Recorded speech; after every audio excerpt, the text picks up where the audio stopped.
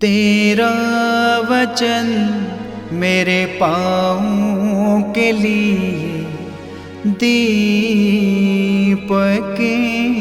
है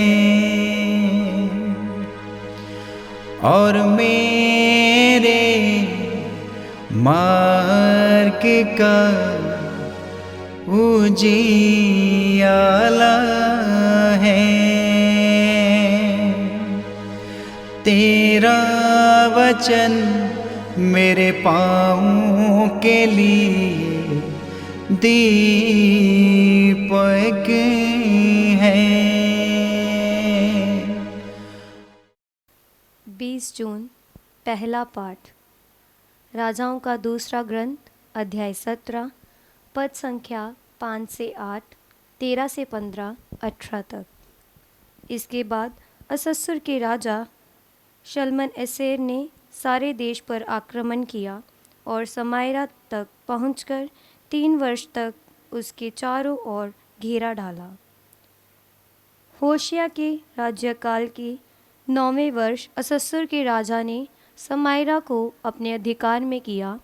उसने इस्राएलियों को असस्सुर ले जाकर उन्हें हलल्या नामक नगर में, गोजान की नदी हाबोर के तट पर और मेदियों के कुछ नगरों में बसाया। यह इसलिए हुआ कि इस्राएलियों ने अपने प्रभु ईश्वर के विरुद्ध पाप किया, जो उन्हें मिस्र के राजा फिरौन के हाथ से छुड़ाकर ले आया था। उन्होंने पराए देवताओं की उपासना की थी और उन लोगों के रीति रिवाजों को अपनाया था, जिन्हें प्रभु ने उनके सामने से भगा दिया था। प्रभु ने अपने नबियों और दुष्टाओं के मुख से इस्राएल और यूदा को चेतावनी देकर कहा था, अपना कुमार्ग छोड़कर मेरे आदेश और नियमों का पालन करो, जो उस संहिता में लिखे हुए हैं, जिसे मैंने तुम्हारे पूर्वजों के लिए निर्धारित किया और नबियों अपने सेवकों द्वारा उन्हें सुनाया था। किंतु वे सुनना नहीं चाहते थे और अपने उन पूर्वजों की तरह हठी और विद्रोही थे, जिन्होंने अपने प्रभु ईश्वर में विश्वास नहीं किया था। उन्होंने प्रभु की आज्ञाओं, अपने पूर्वजों के लिए निर्धारित विधान और प्रभु की चेतावनियों का तिरस्कार किया। वे निकम्मी देवमूर्तियों के अनुयायी बनकर स्वयं निकम्मे बने।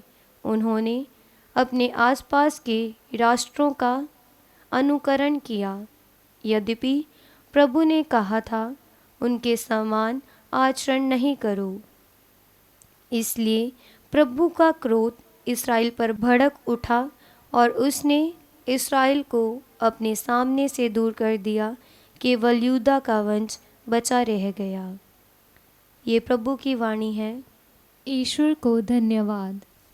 भजन अनुवाक्य। तू अपने दाहिने हाथ से हमें बचा, हमको उत्तर दे। ईश्वर, तूने हमें त्यागा और छिन्न भिन्न कर दिया।